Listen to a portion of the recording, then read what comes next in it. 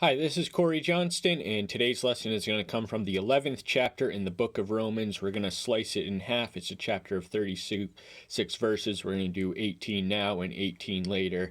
But in order to establish the context of the verses we'll be commenting on, we just want to take it back all the way to the 9th chapter. Much of what we read in there bleeds into here. So there's a few concepts. The Jews and Gentiles are proliferate throughout the book of Romans, beginning in the 16th verse of the first chapter.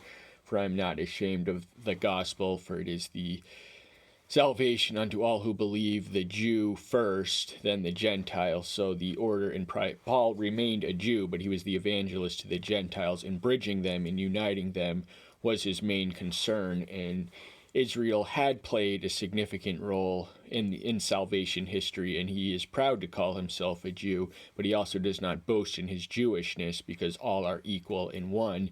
In the Messiah, you're either saved or you're not, and the Jews, it turns out, are not the only ones who are saved. He speaks of the concept of a remnant, which is a righteous minority in the 9th chapter. Well, first he says in the 6th verse, however, it is not as though the word of Yahweh has failed, for they are not all Israel who are of Israel. So already he's differentiating and dividing between the remnant and the faithless majority, the unbelieving, the unsaved majority of Jews, and they had failed the word of Yahweh. The word of Yahweh had not failed them. There's human accountability and responsible for having the spiritual advantages that they had in the form of special revelation. And then he also quotes Isaiah in the 27th verse, though the number of the children of Israel be as the sand of the sea, the remnant shall be saved. So this is an echo of the promise that was given to Abraham, whether he looks up in the sky or the sand below him, both have the same number of people that he would be promised descendants, but only a remnant among them will be saved. So Paul's laying it on the line. He's telling the truth. He's giving the frank report of salvation history. The Spirit gave the Apostle Paul very keen insights on the plans and mysteries of salvation, with specific emphasis on the Gentiles. So Israel, the majority of them, has at least failed in their Abrahamic covenantal duties. And the 10th chapter kind of speaks of the gospel, the good news being for everyone. 13th verse, for everyone who calls on the name of Yahweh shall be saved. Not every Jew, not every Gentile, everyone who calls on the name. Its salvation is simplified and democratized and universalized. So the bridging of these people is paramount in his concern, and also the history which he recounts, because there's negative lessons. And, he compares the lesson of his ancestors who failed in the Exodus generation in the 10th chapter of 1 Corinthians. But we're going to just read the opening verse. I say then, has Elohim rejected his people? Let it not be, for I am also an Israelite, of the seed of Abraham, of the tribe of Benjamin. So the word rejected, this reminds us of Malachi 1:2 or 1:3, where Yahweh reminds his prophet that he has proven his love by the fact that he has not rejected Israel. That's something he did with Esau. The word is translated as hated, but in the Hebrew original, I think it more accurately translates as rejected. So their sheer existence was proof that he had not given up on the people, and the Jews still have a significant role to play in salvation history, and the conversion of many of them is an end-time prophecy worth waiting for. But he establishes that he himself is a Jew. He's an Israelite. He's a descendant of Abraham, more specifically the tribe of Benjamin. Benjamin was the youngest born of Jacob's 12 sons, the son to whom his mother Leah, the apple of his father's eye, died giving childbirth to. But they were also included in the territory around Judah, so the kingdom of Judah was their territory. It was that of Judah and Benjamin. Elohim has not rejected his people, whom he knew beforehand. Or do you not know what the scripture says of Elijah when he pleaded with Yahweh against Israel, saying, so he's answering that he has not rejected he's rejected many of his people, but he has not given up on the Jewish people and their promise and potential. And a lot of great things have happened because of the Jews, and I think a lot of them are saved, because I personally believe that what determines our judgment is how responsibly we responded to revelation. They don't really have, a lot of them through no fault of their own, don't have the new covenant. So as they understand the old covenant, I think many Jews are in fact saved to this day. But that's just my personal opinion. But he's exemplifying the picture of Elijah, of whom we read of this episode in his life in 1 Kings, the 19th chapter. I recently did one on that. Corey Johnston, 1 Kings 19, YouTube search engine will take you right there. But stay right here while you're at it. Yahweh, they have killed your prophets and overthrown your altars, and I alone am left, and they seek my life. This is 1 Kings 19:8 or 10 or thereabouts, but he's mentioning the fact that the Ahab, the pagan idolater, king of northern Israel, who had married a foreigner by the name of Beelzebub. He was very much his wife's creature, at whose behest he slayed the prophets of Yahweh, and Elijah was the only one left at this point as far as he is concerned. But he assures him and he's on the run when he says this. He lays out the context of it, and they seek my life. But Yahweh's answer is that he is not the only one. There is always a remnant. So whenever you feel like you're all alone, when you're taking a stand for the faith, just remember there is always a remnant outside of you. And it's best to connect with as many people in the remnant as geography allows. But what does the answer of Yahweh say to him? I have left for myself 7,000 men who have not bowed to the knee of Baal. Baal was the idol, the god of choice of Jezebel, and she had prophets in her employ that she kind of summoned against Elijah at Mount Carmel. He decisively triumphed over that. I did one on that, Corey Johnston, 1 Kings 18, 1 through 40. But to return to this, so there were 7,000 in the land of Israel who had not submitted. They had remained faithful and not forsaken the sacred second commandment to bow down before idols. So Elijah thought he was the only one because he was all alone. He was on the run. And Paul finds in his present situation somewhat of a parallel. We just want to bear that in mind. So therefore also at this present time a remnant according to the choice of grace has come to be. So he's aware of the unfolding moment in time. He is in history.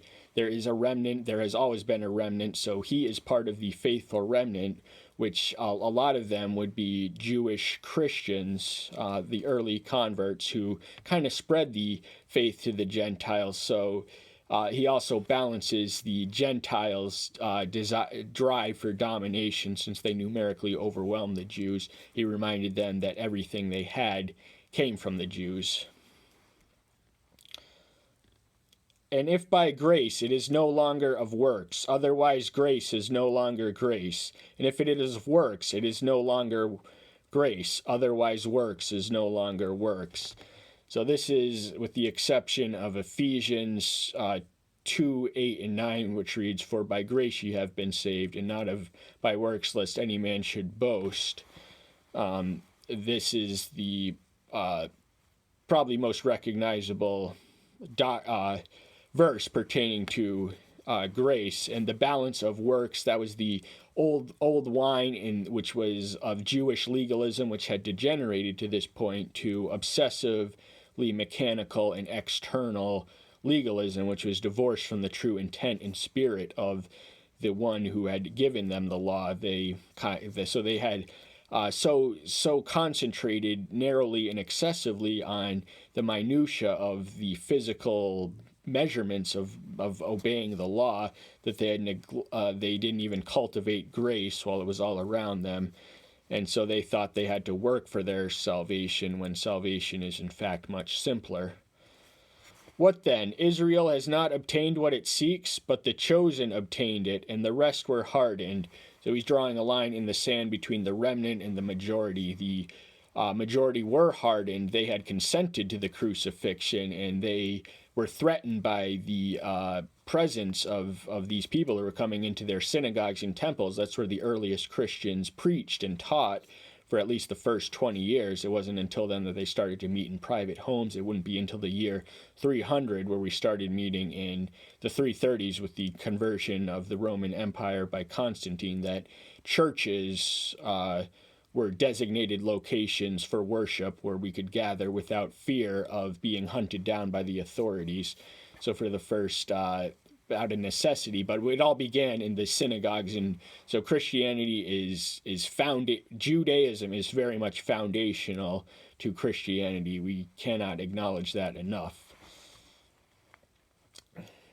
And it has been written, Yahweh has given them a spirit of deep sleep, eyes not to see and ears not to hear, unto their days. So he's not talking about physical eyes and ears. He's talking about spiritual antennas and receptors and sensory organs which can engage and process and assess spiritual knowledge and truth. So they were in a state of spiritual inertia, described as a deep sleep. So there was little activity, there was a lot of motion and maybe even commotion in their worship, but there was no sincere spirit to at least the majority of them.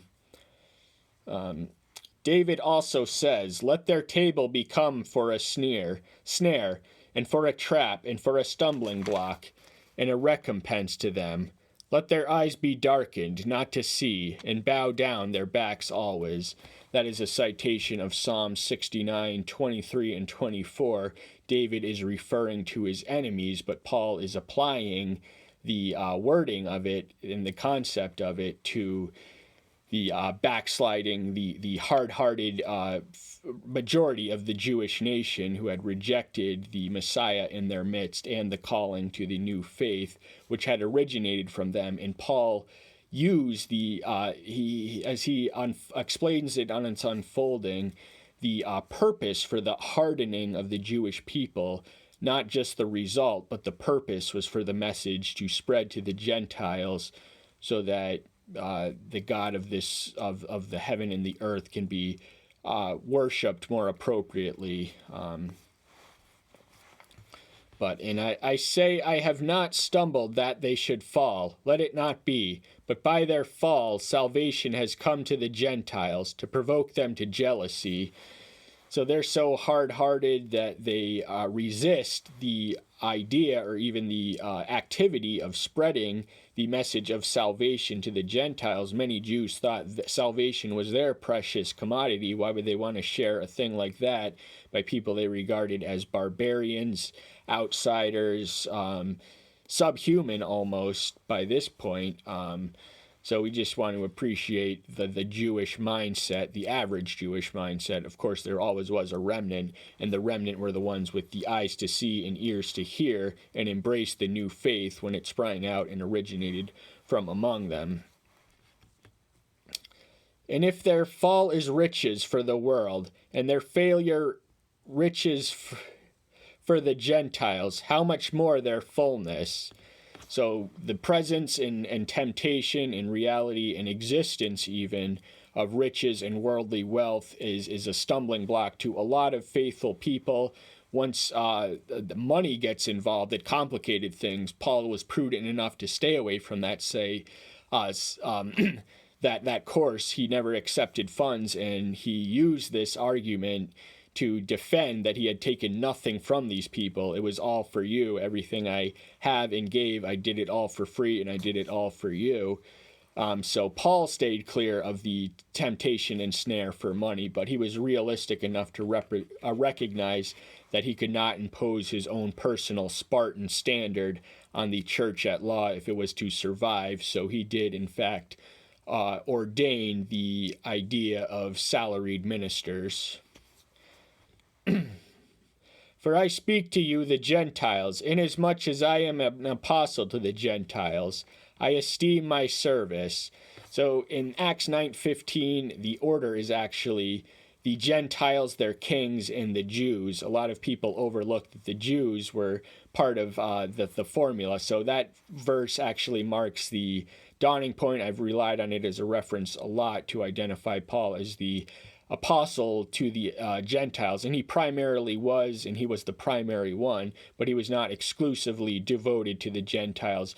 Very often we see him, especially in the early years, opening by in Jewish audiences, and whenever there's a synagogue, he's there. He's also at the temple. He's at the Areopagus. He is wherever the hotbed of religious activity is, wherever he is. So he went to the Jews, and he always, in the conversion of the Gentiles, which was provoking them to a wrath and jealousy, of which we read in the 11th verse. And it wasn't until Paul really started bringing Gentiles to the temples that really the initiative to expel the Christians from the synagogue, the earliest Christians from the synagogues and temples.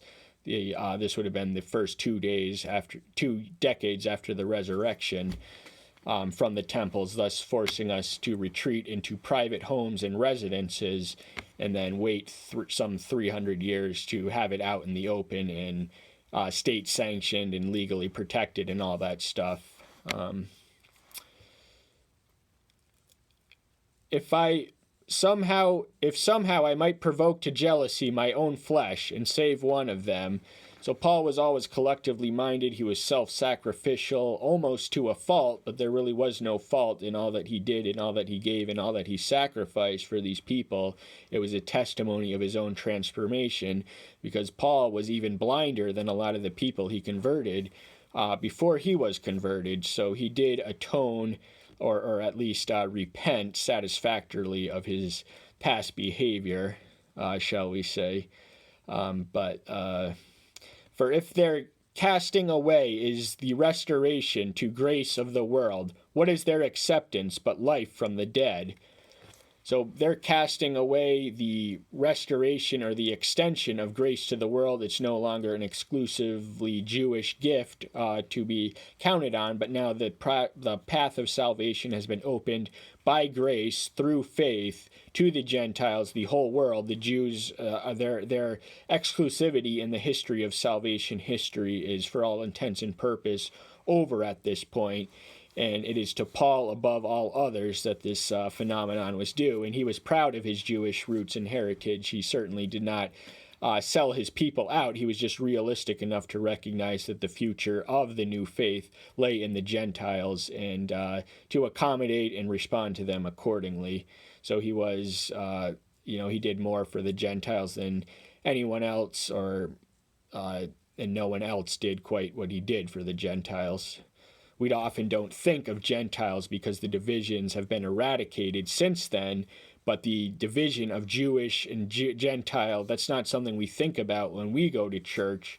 We're pretty much all Gentiles, mostly, 99% at least. But life from the dead, that is what they could get by accepting that the grace was no longer limited to their own people, or salvation was no longer their exclusive inheritance. That is something one would want to share, because the more people up there, the happier we're going to be. I wish everyone could be saved. I wish everyone could make it all the way. Realistically, tragically, that's not the way it's going to be. Now, if the first fruit is sacred, the lump is also, and if the root is sacred, so are the branches. So the root, the first fruit is the Gentiles, the root is the Jews. Everything that the Gentiles have and can claim and can exercise and can call on is foundationally rooted, inextricably so, to the Jewish message, and the Jewish people who had given them, spread the faith to them. And so if he's sending a warning eventually, we may not get to it today, we're almost done, but you know what, I forget what I was saying. So, but the branches are the Gentiles and the roots are the Jews. So what is good for the Jews is healthy for the Gentiles, and they exist in mutual symbiosis. They're all on the same team. They're all on the same cause. So why not work together? And if some of the branches were broken off, and you being a wild olive tree, have it been grafted in among them, and come in to share the root and fatness of the olive tree.